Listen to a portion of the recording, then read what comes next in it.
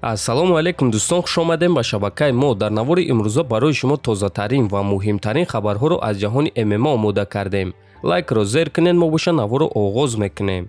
дӯстон, агар шумо хароб ҳастеду фарбеҳ шудан мехоҳед, ё ин ки фарбеҳ ҳастеду хароб шудан мехоҳед, ё ин ки қувваи мардонагии худро қавитар кардан мехоҳед, ва ё ин ки агар шуморо бемориҳои гурда, дил, дарди мушакҳо ғам диҳад, пас мо ба шумо беҳтарин ширкат шифофарморо тавсия медиҳем, ки дар ин ширкат шумо доруҳои гиёҳӣ ва оригиналро барои ҳама дардҳо бо нархи арзон дастрас карда метонед. худи ҳозир ба номерҳои дар экран буда занг занед ва ҳатман аз номи канали Паҳлавон гап занед. ҳамин гуна шумо доруҳои даркории худро дастрас мекунед ва ҳам канали моро дастгирӣ мекунед. ситораи UFC Ҳамзат Чимаев оиди муҳорибаи дар пеш истодааш бо гангстери UFC Нейт Диаз фикрҳояшро баён кард. Нейт ҳоло ҳам ҷанговари хатарнок аст ва ӯ то охирон сонияҳои муҳориба меҷанга. ман шодам ки ӯ бо ман меҷанга.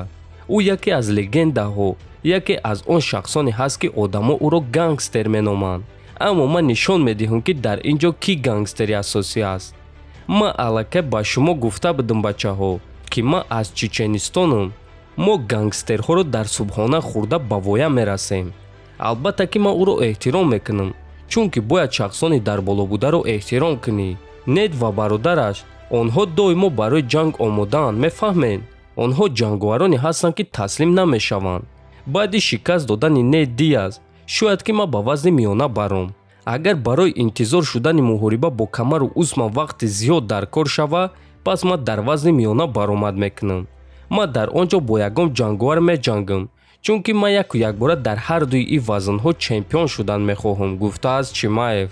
хотиррасон мекунем ки Ҳамзат Чимаев ва Нейт Диаз рӯзи 10 сентябр дар Лас Вегас дар турнири UFC 279 муҳориба мегзаронанд ва муҳорибаи онҳо гарчанде ки муҳорибаи унвонӣ набоша ҳам муҳорибаи 5 раунда мешава ва муҳорибаи асосии турнири UFC 279 хоҳад шуд. дӯстон, бисёриҳо мегӯянд ки Нейт Диаз зидди Ҳамзат Чимаев шанс надорад, аммо мо бояд фаромӯш накунем ки бартарии Нейт Диаз дар раундҳои охир аст.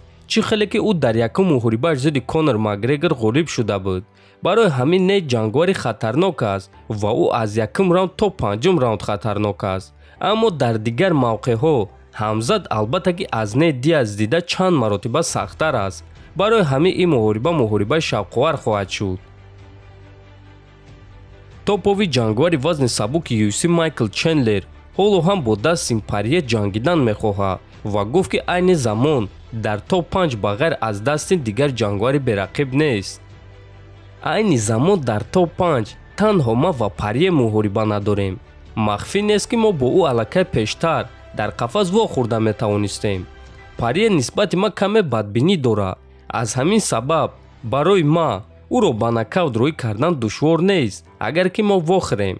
аммо ман ҳатто як дақиқа оиди ӯ фикр намекунам.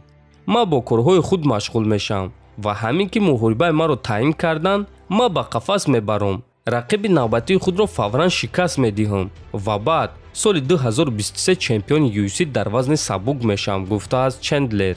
хотиррасон мекунем ки чанд муддат пеш дар яке аз турнирҳои UFC байни Майкл Чендлер ва Дастин Порье муноқиша шуда буд ва акнун Чендлер мехоҳад ки дар ин муноқиша дар дохили қафас нуқта гузорад. дӯстон, ба фикри шумо агар чунин муҳориба баргузор гардад, кӣ ғолиб шуда метонед фикротона дар комментария нависен. мо боша мегзарем ба дигар хабар. ситораи нави UFC ҷанговари бебох Муҳаммад Мокаев, ки рӯзҳои истироҳатии гузашта дар турнири UFC Fight Night дар Лондон баромад карда 8-ум ғалабаи худро ба даст овард, хабар дод ки муҳорибаи навбатии худро рӯзи 22 октябр дар Абу-Даби мегзаронад. ман 21 солаам ва дар ин муддат статистикаи ман чунин аст: 23-0 рекорди любителии ман, 8-0 рекорди касбии ман, 2-0 дар UFC. ман дар қафас ҳатто дар ягон раунд бой додагӣ нестам. ман медонам ки тарафдорони ҳақиқии ман дар ҳама ҳолат бо ман мемонанд, чӣ ғалаба боша, чӣ мағлубият. ман ба қафас баъди 12 ҳафта дар Абу-Даби бармегардам, навиштааст Мокаев. хотиррасон мекунем ки Муҳаммад Мокаев дар вазни 57 килограмм баромад мекунад ва рекорди касбии бебохт 8-0 дорад ва ӯ айни замон аз ҳама ҷавонтарин ҷанговар дар ташкилоти UFC ба ҳисоб меравад. дӯстон, ба фикри шумо муҳаммад мокаев дар оянда чемпиони UFC шуда метавонад ё не? фикротонро нависен, ҳатман дар канал обуна шавен. то боздид хонободу сарбаланд бошен.